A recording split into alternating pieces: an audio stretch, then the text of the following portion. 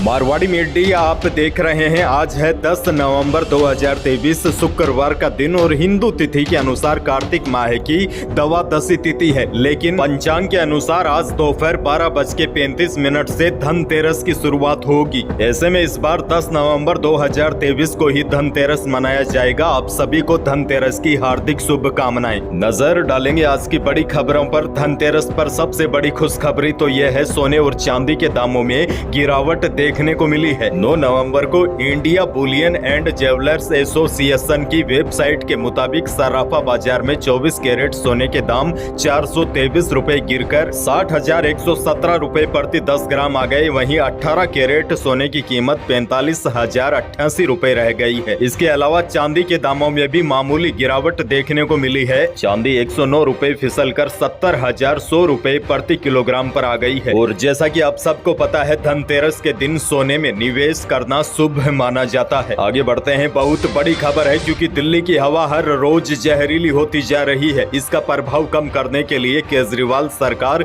20 नवंबर के आसपास राजधानी दिल्ली में पहली बार कृत्रिम बारिश करवा सकती है।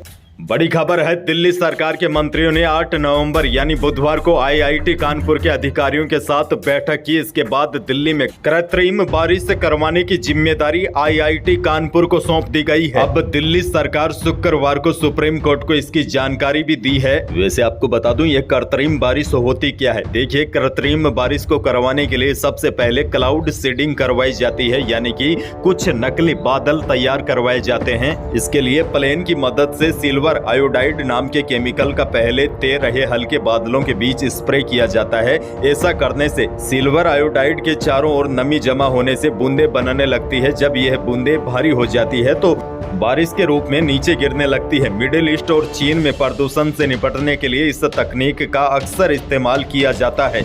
लेकिन आपको बता दूं, इस पूरी प्रक्रिया के लिए प्राकृतिक बादलों का मौजूद होना सबसे जरूरी है। और सबसे बड़ी समस्या भी यही है, नवंबर में राजधानी में बादलों की मौजूदगी सबसे कम रहती है। वहीं कृत्रिम बारिश करवाना एक महंगा सौदा भी माना जाता है। वैज्ञानिकों के मुताबिक इसके लिए प्लेन किराए पर लेने पड़ते हैं, जिसमें केमिकल स्प्रे के लिए खास इंस्ट्रूमेंट भी फिट किए जाते हैं। और कभी कभी क्या होता है, अगर हवा का रुख बदल जाता है तो कई बार ये योजनाएं फेल भी हो जाती है। अब बड़ी खबर यह है, मंजूरी मिलने के बाद दिल्ली में भी इंसानों के द्वारा बादलों के ऊपर कुछ केमिकल छिड़काव करके दिल्ली में कृत्रिम बारिश करवाने की खबरें हैं, ताकि प्रदूषण से राहत मिल सके। आगे बढ़ते हैं। राजस्थान से बड़ी खबर, पीएम नरेंद्र मोदी विधानसभा चुनाव की आचार संहिता लागू होने के बाद पहली सभा को संबोधित किया। मोदी ने कांग्रेस सरकार को भ्रष्टाचार, कानून व्यवस्था सहित महिला अपराधों पर जमकर घेरा। नरेंद्र मोदी ने कहा, महिला अपराधों की बात करें तो कांग्रेस के मंत्री राजस्थान को मर्दों का प्रदेश बताते हैं। कांग्रेस सरकार ने भ्रष्टाचार की हदें पार कर दी है। पीएम ने कहा, हम वादा करते हैं जनता को लूटने वाली बड़ी मछली ही नहीं, मगरमच्छों को भी नहीं छोड़ेंगे। पीएम मोदी ने कहा, उदयपुर में कन्हैया लाल के साथ आतंकी घटना राजस्थान सरकार पर बहुत बड़ा दाग है। आगे बढ़ते हैं। राजस्थान से एक और बहुत बड़ी खबर है, पति ने लापता हुई अपनी पत्नी को ढूंढ कर लाने वालों को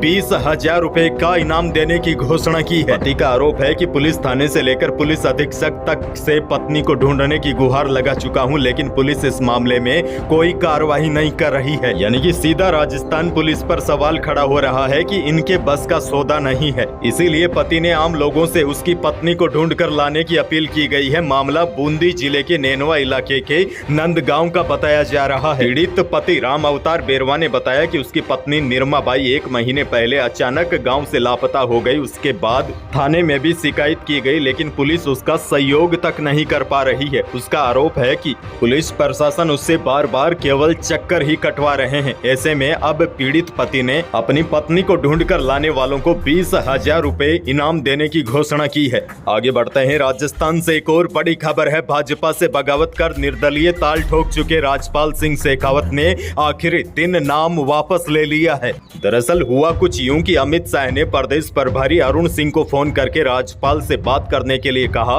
अरुण सिंह ने राजपाल को फोन करके बुलाया और समझाया और बात बन गई। इसके बाद राज्यपाल ने कोर कार्यकर्ताओं की बैठक बुलाई। इस दौरान उन्होंने कहा कि जिस तरह से अमित शाह ने मुझे वादा किया गया है, इस बारे में सोचना जरूरी है। और राज्यपाल सिंह शेखावत ने प्रेस कॉन्फ्रेंस की और उसके बाद नामांकन वापस ले लिया। यह कहीं न कहीं बीजेपी के लिए बड़ी राहत की खबर है। आगे बढ़ते हैं, लेकिन उससे पहले मौसम से जुड़ी बड़ी खबर है। राजस्थान के उत्तरी पश्चिमी जिलों में गुरुवार को कई जगह मौसम बदल गया। कुछ स्थानों पर हल्की बूंदाबांदी भी हुई। दरअसल पाकिस्तान से लगती सीमा के एरिया में कोहरा भी छाया रहा। बीकानेर संभाग के कई जिलों में इस सिस्टम का असर ज्यादा देखने को मिला। और बड़ी खबर यह है, इस पश्चिमी विक्षोभ के असर से आज भी मौसम में बदलाव देखने को मिल सकता है। आसमान में बादलों का जमावड़ा रह सकता है। हालांकि 11 नवंबर से प्रदेश में मौसम फिर साफ होगा, तापमान गिरेंगे और सर्दी बढ़ेगी।